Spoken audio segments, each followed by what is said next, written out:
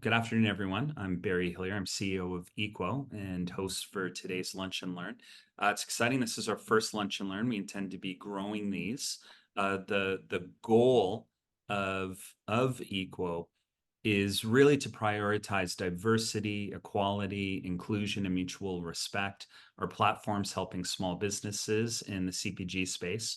And we are also very proud that we're focusing also on recognizing how many founders in CPG, as well as small businesses in general, are coming from the visible majority. So many of the CPG companies that we've all grown to love are owned by Indigenous, Black, persons with disabilities, persons over 60, women, immigrants, or LGBTQ plus founders. And we're really dedicated to fostering the growth and success of consumer packaged goods entrepreneurs. We provide the essential tools, unwavering support, and vital connections to turn entrepreneurial dreams into reality. For us, CPG stands for community, passion, and growth, and we're committed to guiding entrepreneurs through every step of their journey. So we also right now would like to take a moment to acknowledge that our work occurs on the inherent and treaty lands of various Indigenous cultures across Canada. Much of our team, including myself, resides in the Dish with One Spoon Treaty Territory in Southern Ontario. Toronto, where I live, is the traditional land of the Mississauga, Haudenosaunee, and Huron-Wendat peoples. Now, I think one of the things in land acknowledgements that should be important is to recognize the history of the lands that we actually live on in more close and more of a true proximity. So the Humber River, which is very near my home, holds a rich historical significance for Indigenous peoples that goes back over 10,000 years. The area near my home, there was a village that had over 1,000 people known as Teyeyegon, and it was a vital trade route and settlement site for the Haudenosaunee community. So to me, land acknowledgements should be meaningful and rooted in truth. I recognize that my family's on their land, which has been home to Indigenous populations for millennia. And I acknowledge the forced displacement and loss of resources experienced by Indigenous peoples. This truth is essential for meaningful reconciliation. And part of that reconciliation is, what are you doing for that? Part of what I'm doing is not only educating myself, but I've become part as a co-founder of an Indigenous-led CPG company in coffee and tea called Cabernet. So before kind of going any further, I'd also like to take some time to thank Vincent Lee, who's one of the co-founders of Eatable, as well as Darlene Reyes, who is not only an entrepreneur, but has an incredible background. She's currently with Savita Coffee and Tea. I've worked with her at Mother Parker's Tea and Coffee, and she has an incredible background. I'd love to give each of you just a quick second just to provide a quick introduction, and then we'll get started with today's webinar. Darlene, why don't you take the first self? Perfect. Yeah. Perfect. All right. So Darlene Reyes, I come with 13 years of experience within the retail channel, both at Loblaws and Walmart. 9 years within CPG manufacturing, as Barry had mentioned, currently at Zavita Coffee Company, as well as Mother Parker's Tea and Coffee, and I've done 3 years as an entrepreneur, creating kind of the cumulation of all of my experiences to try my own efforts in creating a game called Hornville, which is about building critical thinking, empathy, and growth mindset within kids. And so I'm excited about today and sharing some of the knowledge and some of my learnings, not only from retail or CPG pedigree, but also from an entrepreneur and perspective. Vincent Lee here, co-founder of Eatable. Myself and my wife co-founded this company about 5 years ago, and we're in the gourmet popcorn space, making flavors that are inspired by happy hour, essentially. Prior to this, had no experience whatsoever in food, so I can kind of provide some perspective from, I guess, starting with zero experience to leading up to where we are now. So happy to share. And for myself, just to add, in addition to being the host and CEO of Equo, I've also, Cavendish is my 7th company. I started my career in advertising and branding. I worked with CPG giants like Unilever on brands like Sunlight Laundry Detergent, Hellmann's Vaseline, Axe Body Spray, Wrigley's with Juicy Fruit, Skittles, Excel Extreme, tons of other businesses, and then ran Neighborhood Coffee as well as now currently Cavendish. So I'm really passionate about entrepreneurs. I'm very passionate about founders. But what I really love about the CPG space is it's something that we consume literally every single day. So what I'd love to do is to spend some time starting with the 3 of us, maybe sharing some of the details of the initial experiences in product packaging for our own companies, or what we've learned developing packaging for others. And if you could maybe just describe what were the things that you wish you knew when you started that you've learned, and what were some of the surprises in packaging that founders really should be aware of in order to basically create not only more appealing packaging, but to avoid a lot of the mistakes that can be very costly. Vince, why don't we start with you? Sure.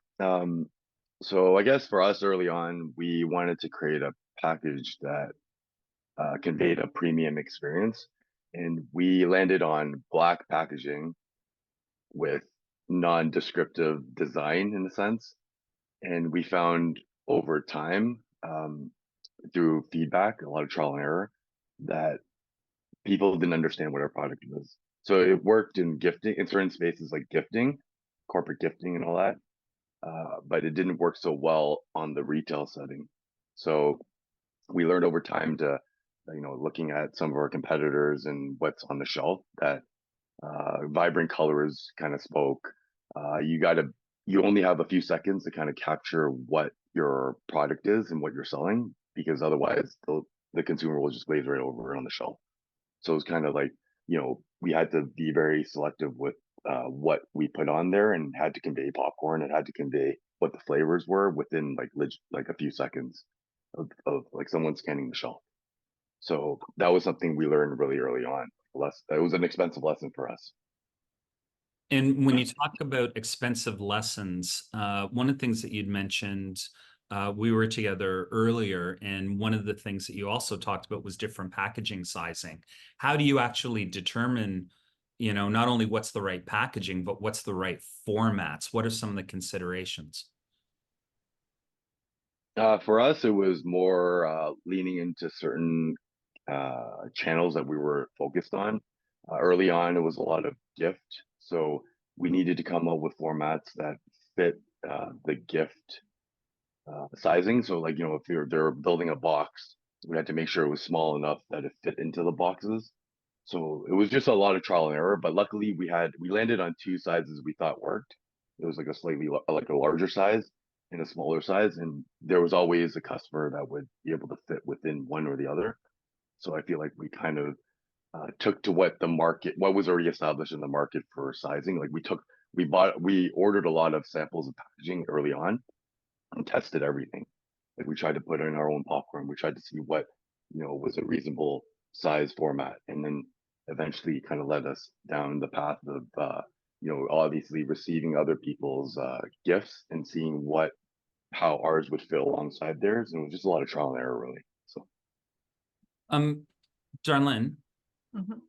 from your experience, and I know you've got a lot of experience, not just with your own company, but you've gone through a lot of packaging development. I know you helped save Cavendish from making a very costly mistake because we put the wrong GS1 scanning label on. When you're going through package design, what are the considerations and what are the steps that you think are Mhm. pretty critical?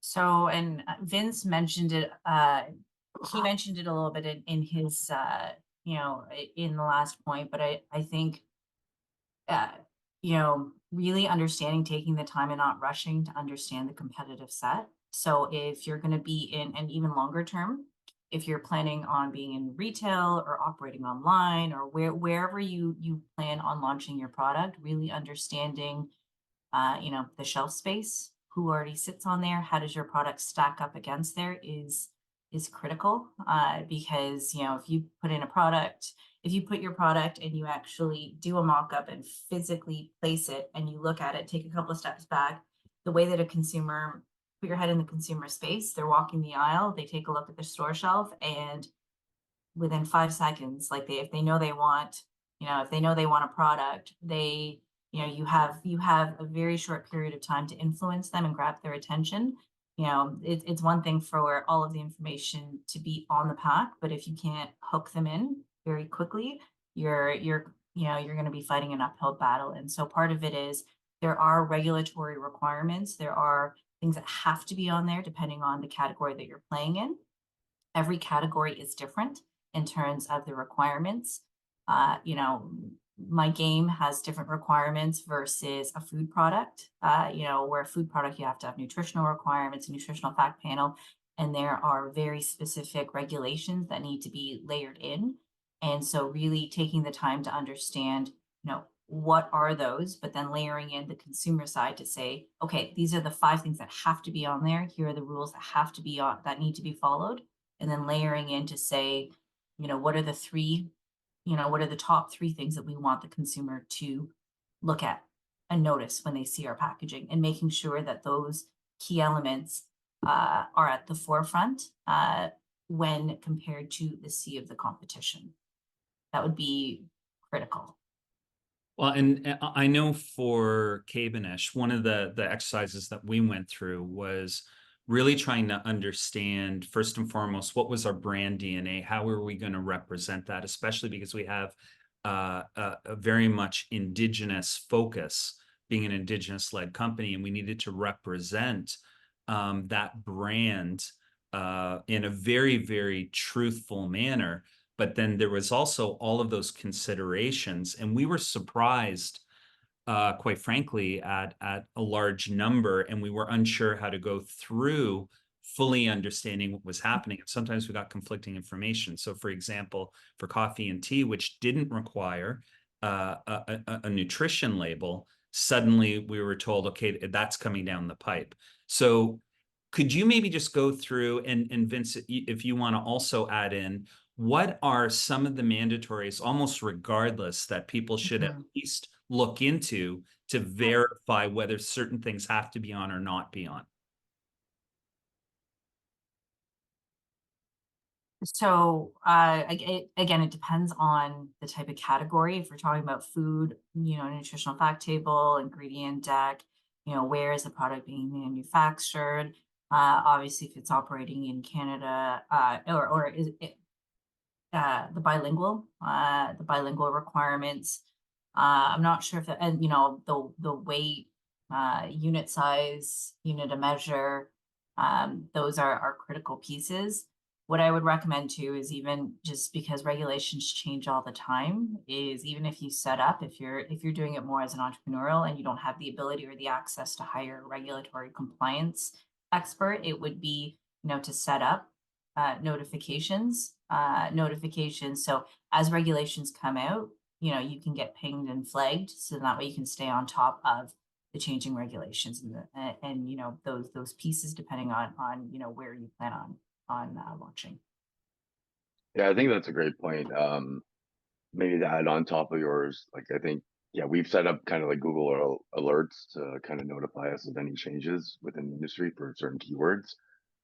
Outside of that, I think our best thing when we first started was to actually just pick up the competitor, like the large competitor bags, and like kind of analyze for what things they had on their bag, and basically almost like in a sense mirror it to them, because most likely like they have already spent like millions of dollars trying to ensure the compliance, and for them it's a bigger hit if there's a penalty. It's, for us, as we get slapped on the wrist, for them it would be a huge fine. So I think just leveraging what's already out in the market, and taking cues from what they're already doing and applying it to yourself, I feel like that's the best thing you can do. And then outside of that, it's just looking at the ministry guidelines. We generally scanned it for the most part, but obviously nothing beats having an actual prototype of, somebody else's brand Mhm. with all the information on it, and then kind of mirroring it to yours. That was something that we actually did. Mike Carrick, when we were getting down into the nitty gritty of the packaging design, we literally grabbed all the competitors. And then the other thing too is for any of the brands that are out there that might be with co-packers, often they actually have people that are going to also help verify, especially when it comes down to certifications. So I know that that was very helpful for us as well, being able to tap into that as well. When it comes down, you mentioned bilingual, and then you've got for a lot of companies to start to grow and they get into the US. What are some of the differences between those? And not to complicate this question, even when you get into certain channels, I know Amazon has certain specifications that are often very different as well. So how do you manage all of this knowing that you can't come up with 25 variants when it comes down to your packaging? What's your experience been, Vince, and then Darlene, we'll follow up with you to get your thoughts. I think for the most part, Canadian packaging is actually pretty good because it contains the bilingual component. We found that it's generally pretty accepted even in the US, outside of obviously your nutrition facts table. But overall, like the Canadian guidelines are actually quite good and cover a lot of the North American packaging requirements for the most part. So I think that if you can follow, if you're going to pick one, Canadians are the ones to follow, because then you kind of naturally will, for the most part, be compliant in the US as well, as long as you update your nutrition facts table and the weight, net weight, and all that stuff. Because it already has the bilingual language, so I feel like you're already overcoming the biggest obstacle in Canadian packaging. Mhm. The only thing to add to that would be once you start getting into, let's call it major customers where there is significant volume, there would be an expectation that it is English only or English and Spanish versus English and French. One way, if you do have the flexibility on pack, if you are expecting to launch in the US or let's call it a North American launch, would be to do a trilingual packaging, is how some customers have gotten away with it. But obviously, when you start getting into that realm, your messaging does become a little bit more crowded, which then puts a bigger challenge in terms of overall messaging and key what the customer takes away. It's a key messaging. Absolutely.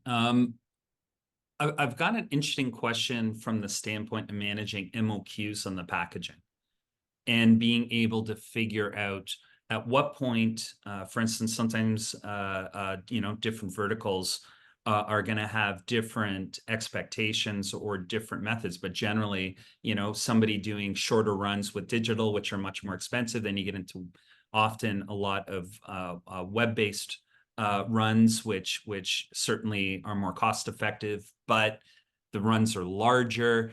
How while you're not only managing the design of, how do you balance the MOQs of the packaging with your forecast and ensuring that you're not having so much that you've got stuck in a warehouse that you've paid for, or worse, that you have stuck in a warehouse because you made a mistake and you can't even use it now? Vince, why don't we jump to you first, as he's laughing. I mean, we made that mistake early on by overstocking. I think for the most part, what I learned even from our session earlier in the week is really do small runs. Even if you have to pay more per unit, it's better to do a smaller run, beta test it essentially amongst your customers before committing to a larger one. And I think that allows some flexibility in terms of, if you had to make changes, because you never know like that. I think for us, we made a mistake, even a smalling mistake that kind of bugged me, but we were kind of tied into it for that period of time, and nobody really pointed it out. But for the most part, if I had a chance to redo it, I would probably be inclined to pay more at the get-go to kind of just test it and make sure that everything is good before we committed to a larger run. That's really all of it. Yeah, and only thing to add to that, Vince, would be you don't know what you don't know, especially from an entrepreneurial lens. So in terms of even just that beta test approach makes a ton of sense. When you start getting into, again, depending on if you're talking like a food specific packaging, food related packaging can sometimes, depending on the substrate, there can be, they could expire. And so understanding, you know, what are the limitations from a efficacy perspective on your packaging is also going to be important, and will also take into account, you know, what is, you know, what's the right volume requirements. And then you can always, you know, if you're building your P&L based off of the higher cost, everything else after that, when you do get critical mass, is just gravy, because then it adds to, you know, obviously you know, improving your margins as economies of scale come into play. I think another point is really when you also do digital printing, you can also like split up your designs too. So I think that's the beauty of digital itself. It is more costly potentially in the long run if you're doing a large volume, but at the very least you can kind of split it up into multiple designs, so you're not locked into just one type only. Whereas when you go the route of plates, then you're pretty much locked in. You can't make any changes to that plate after the fact. Well, I know for us, one of the things that we've often done, you see this quite often too, to save money and, you know, cash flow for any business. I don't care if they're in millions, tens of millions, or they're just starting out. Cash flow is always an issue, where you can have a templated bag and then sticker the front as well. So there are definitely some tricks and considerations that you can play with. I know for us, we're going to be doing an LTO line in coffee and creating 4 bags for whole bean, 4 bags for ground, especially given that they are an LTO, isn't going to make sense. So that's one of the approaches that we're taking to try and help manage a lot of these things as well. Are there any other tricks or considerations that still allow the brand to be carried through, that allow a lot of the technical nature of what needs to be within packaging, but also can try and save you a little bit of money potentially in the way that I just mentioned, or even slightly different approach to the same question? Do you ever do any A/B testing, similar to what you said, Vince, to try and decide, okay, which packaging is going to work harder? Because packaging on shelf can make a dramatic difference in pickup. I think for us, like we kind of employed your tactic too early on. Like we stickered bags. Like we actually bought blank bags, and then we created stickers for front and back. So we did that for like a few years before we kind of moved to printed. Mm-hmm.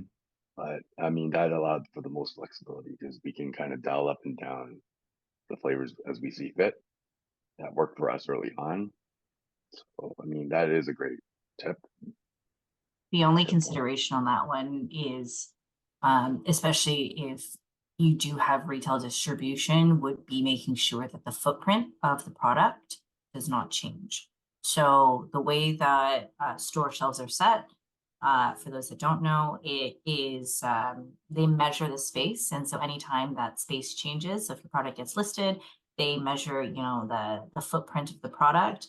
If that changes based off of going from a generic style bag to a pre-printed bag, there are fees that will then get associated to that, because they're having to change the effort and the nuisance fees to change the whole layout would be impacted. So maybe starting with you, Darlin, because I know you've worked as e-commerce manager at Walmart, as well as other Loblaws as well. How does retail factor packaging in terms of requirements? What's that consideration set for the average founder?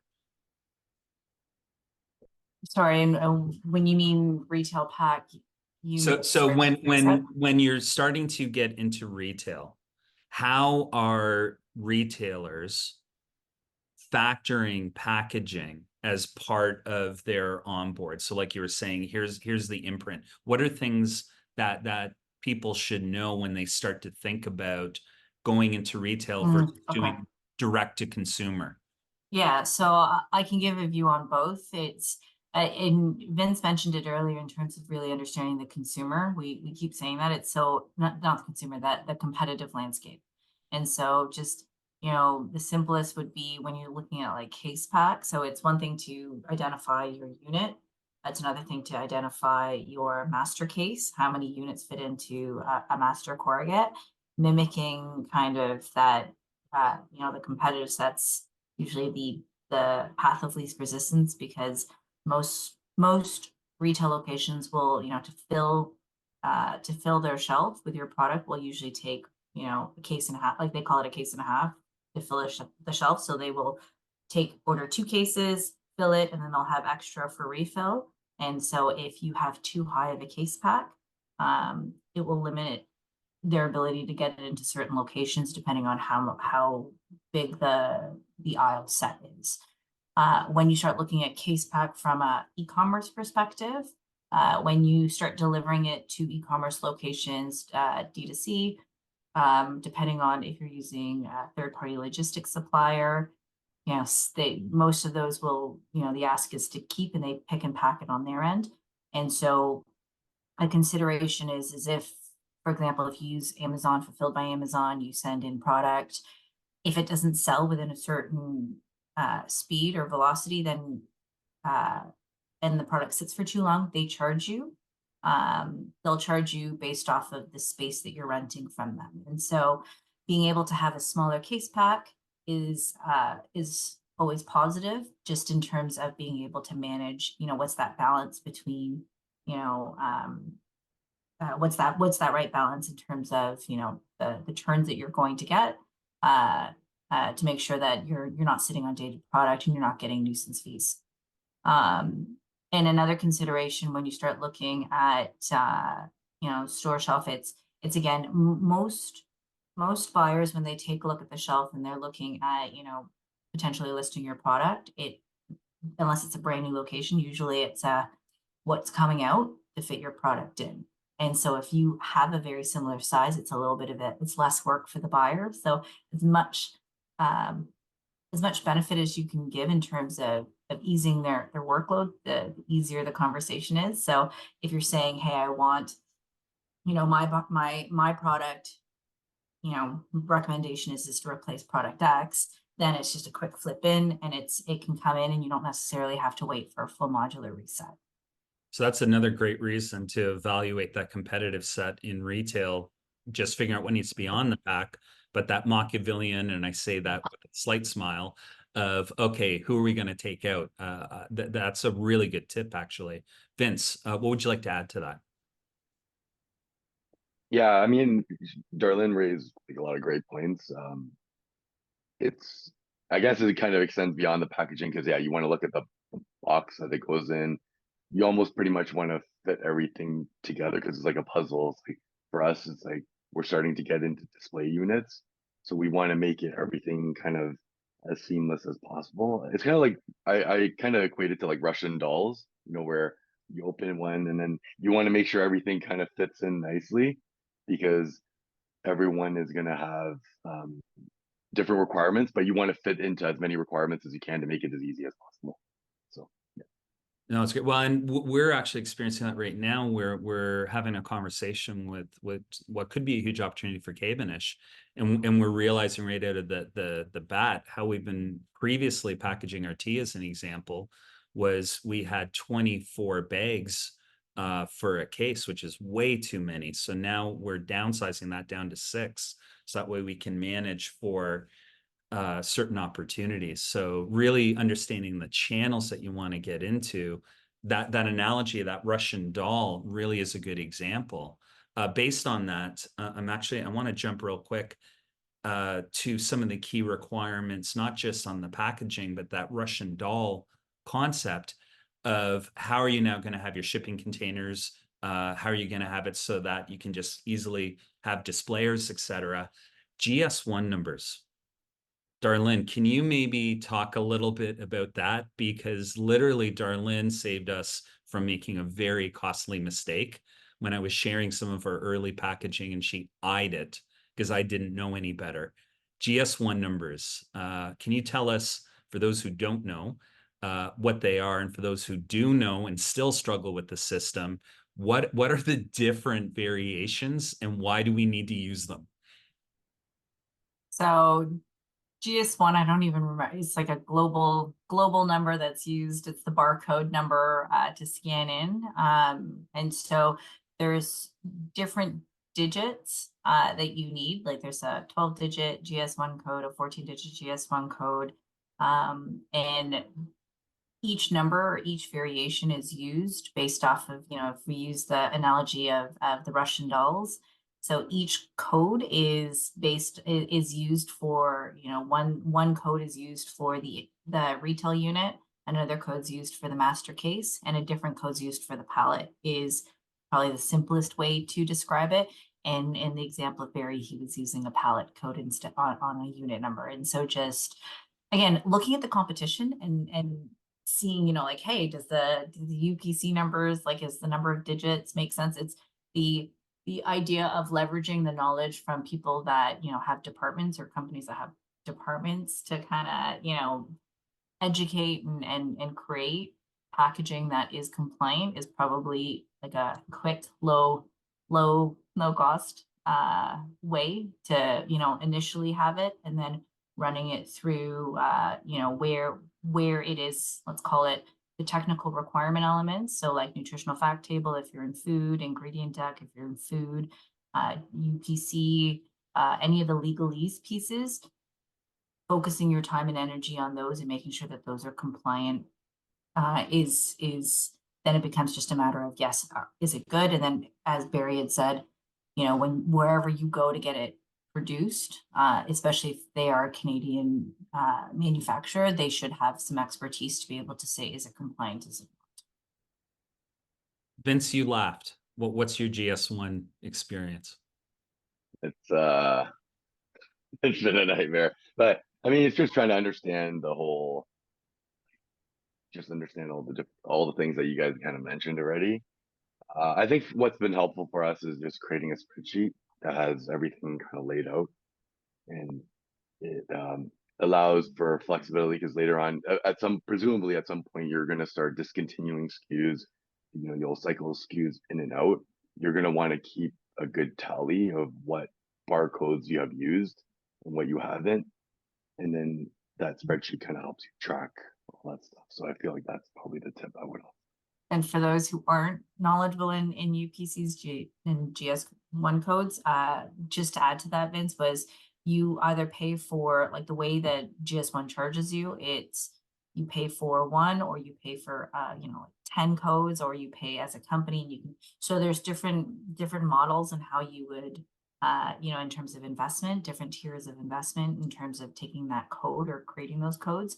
So that's where Vince is talking about, you can use them as you discontinue, depending on let's call it how big your assortment portfolio is.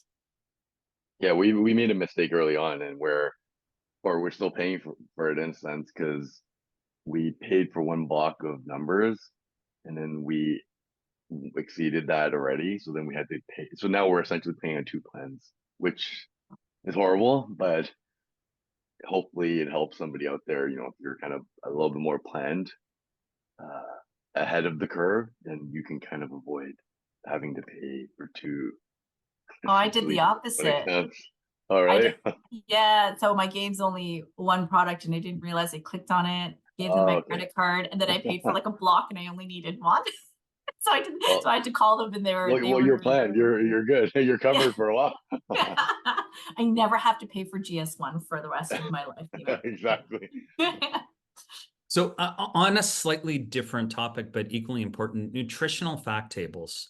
If you could talk about not just what they are, but how should entrepreneurs understand how they actually need to fill them out?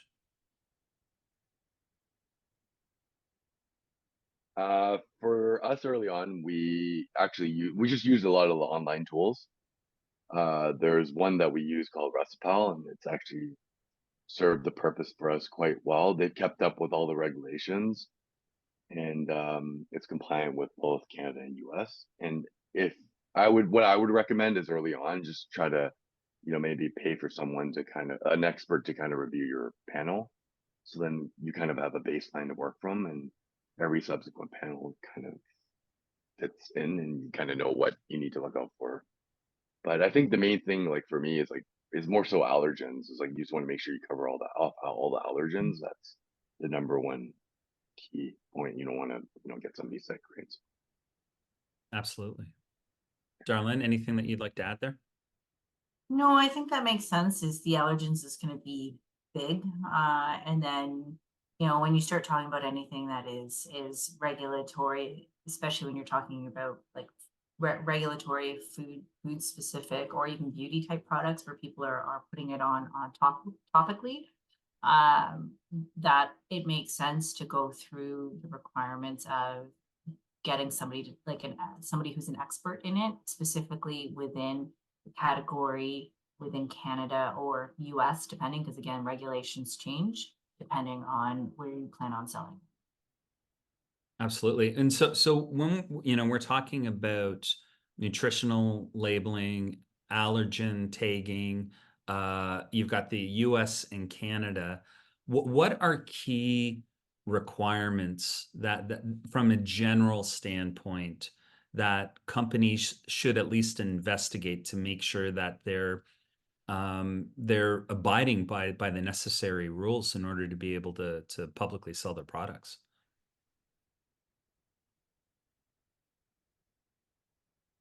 Uh,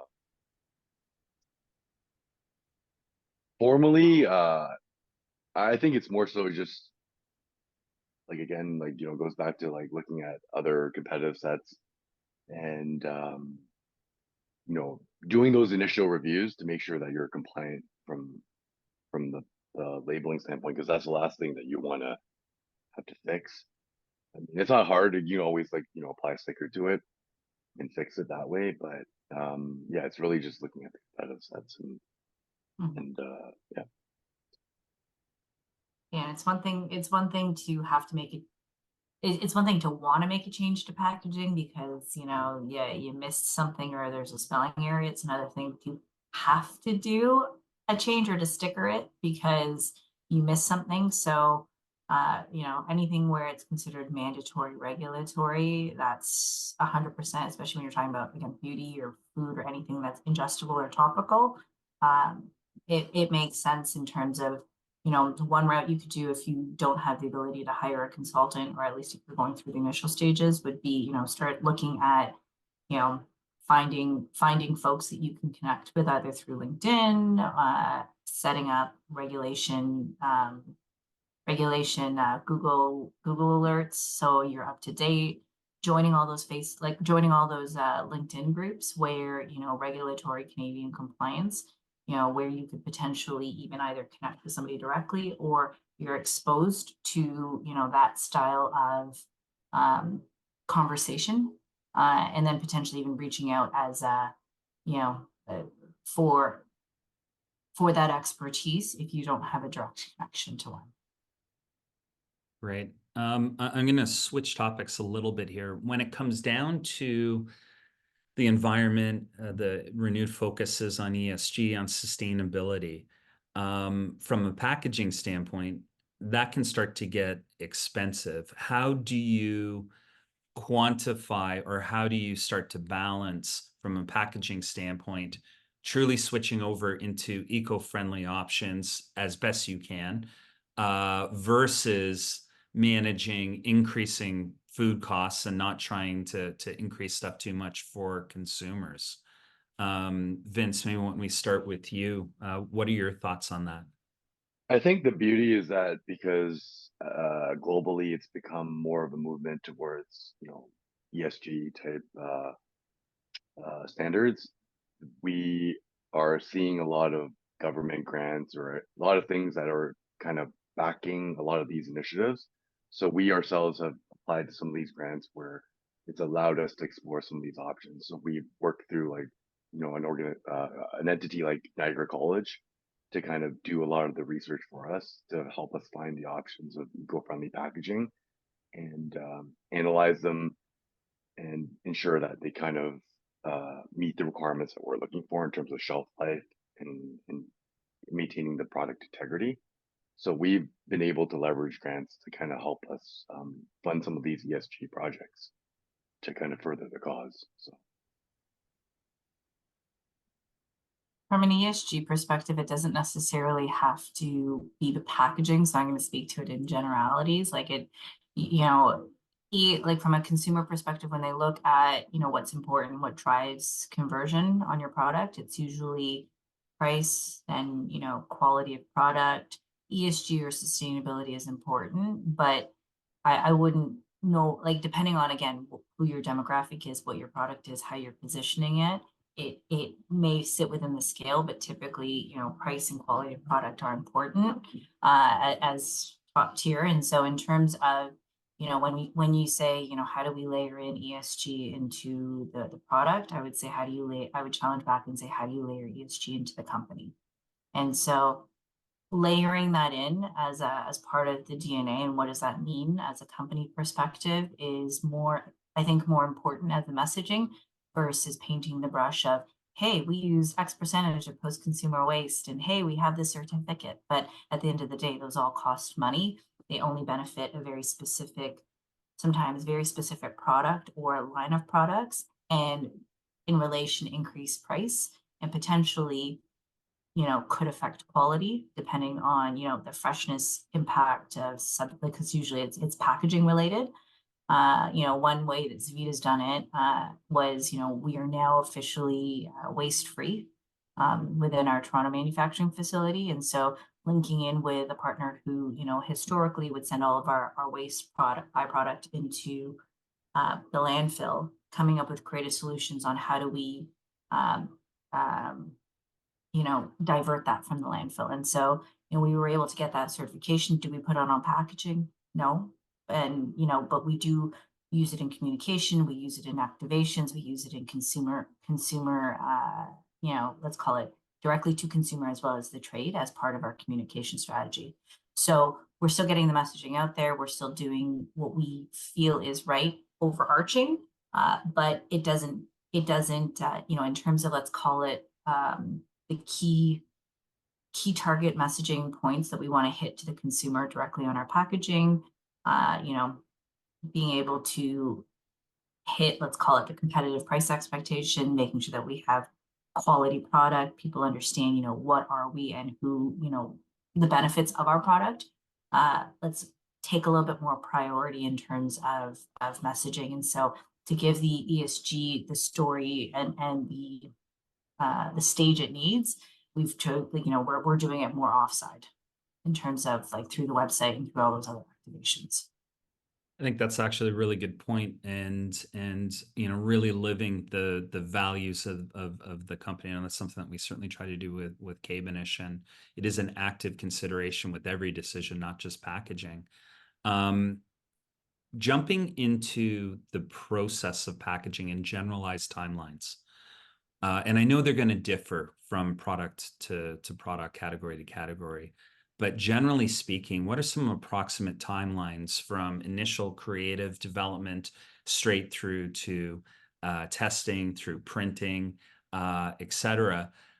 What are general timelines? And is there any tips on how to streamline some of these processes so that you're not sacrificing quality or skipping major areas, but you're able to get things produced a little bit faster? Maybe Darlene, we'll throw to you first. Sure. It's a challenging question because depending on what substrate you're printing, carton versus foil versus, like a web style material, it all changes your lead time. And obviously, depending on if you print overseas, it's much cheaper than if you print it locally. The lead times are much longer. So there are all variations. I would say, if you were to, from, let's call it, packaging designed, ready to go, knowing that, so typically the way that artwork timeline process works is, you know, you go through the initial design, you would run the design ideally through testing, consumer testing, and consumer testing can just be going to people that would be your would-be consumers and saying, hey, what do you think? What are the first things that you see? Do you like it? You know, that would maybe take, you know, 1 to 2 weeks, and then making the adjustments, creating it for all panel copy. So artwork process, you know, if you've got a solid designer, let's call it, you know, a month to do that alongside with the creation as well as the competitive analysis and doing the store shelf piece. And then once you have your printer aligned to running it through the manufacturer, you know, to be safe, planning, you know, let's call it 3 to 6 months. And I say that because you have to go through the proof process. So what they typically do is they'll, you know, they will take your artwork, print it on a big Epson printout. You'll sign off on it alongside with the colors. If there's adjustments that need to be made, do your final review, and then they go into production. And then based off of that production, it will then transit back to the manufacturing facility for them to then create your finished goods. So there's approval processes layered in, there's print processes layered in, and then there is the logistics timing in terms of transit. Yeah, I mean, those are great points. For us, I think it's harder on the get-go when you're creating something from scratch. But once you've kind of hammered out a process and you know, generally, like at least for us, like every bag has the same design elements, and it's just strictly changing up some of the like the design and the flavor. It becomes a little bit more streamlined because there is a process Mhm. that we go through. It's like, you know, there's only so many steps in this process. So then it becomes faster and more accelerated as you do it more. And then also what you can do is plan well in advance with uh, multiple packages. So like, you know, if you already know for this year you're planning to launch, you know, X number of new flavors, then you can kind of do all that heavy lifting right up front all at once Mhm. rather than like, you know, doing it every couple months. So I'm going to do the same process. So then now you're kind of able to plan in advance and get all the packaging in at once before you start producing over the course of the year. And then you can probably also get some cost savings too from volume and stuff. So that's kind of how we approach it. I know one of the things going back to, you know, trying to get some consumer testing, we weren't sure at a previous company what some of the right creative was going to be. And so we literally put it in those little tabletop plastic stands, talk about very old school, brought it to a farmer's market, and we just asked people to tell us what they thought of each and what was their favorite. And what was amazing was because we were literally interacting, we also got to see what was crossing multi-generational, whereas certain Mhm. things were very evident that they skewed to certain generations versus others. So it was a really interesting way to simply get that product out there and get a bit of testing and feedback. I also liked your idea about ganging up in terms of getting the larger production costs. So part of you know, that notion of poor planning and preparation on your part doesn't constitute an emergency on my part. If you know what's happening in the next year, you actually, even though you're going to have a bit more upfront costs, you can actually capitalize on that volume discount to reduce you know, what the per unit cost is going to be, which I think is a great point on that one, Vince. Um, as things are kind of evolving, how do you determine from a packaging standpoint and even a product standpoint where you should be evolving into? Are you noticing any trends or things that you're aware of, or that you think entrepreneurs and founders need to be aware of when it comes down to packaging and where it might be shifting over the next 5 years? So one of the things that I'm seeing more and more on the store shelf is, funny enough, the use of QR codes and, you know, continuing the education, which I find quite fascinating because before COVID, QR codes would die before they even took off, and now they're everywhere. And so what I'm seeing, like it's interesting because especially when you start looking at like Gen Z, millennials, it's about experiential at home or increasing the experiential, as well as increasing, you know, giving them the information that they want to know. And obviously, when you're talking about smaller consumer good packaging, there's only so much room once you start layering in all the must-haves, that giving them an avenue to engage, learn more, and it could be through fun, exciting ways or through education, or, you know, you're seeing that more and more regardless of what category is, that ability for consumers to continue the experience with the brand, which is, you know, one way to build more brand equity as well. I think for us, we've just been keeping eyes on across the board on competitors. I mean, one of the ones that strikes my mind is really, the Rock's energy drink Zoa.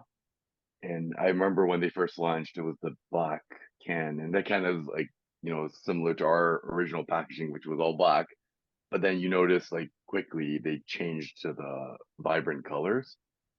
So I'm assuming there's probably more of a shift towards like, having obviously colors in your packaging. And I think it kind of lends itself to having a nice display wall. Cause I think for us, when we see a display wall of all the different colors of our packaging, it like actually looks quite nice on shelf. So it's not just, it extends beyond the single SKU look. You want to make sure it looks nice, when you're displaying it amongst a few of your other SKUs together.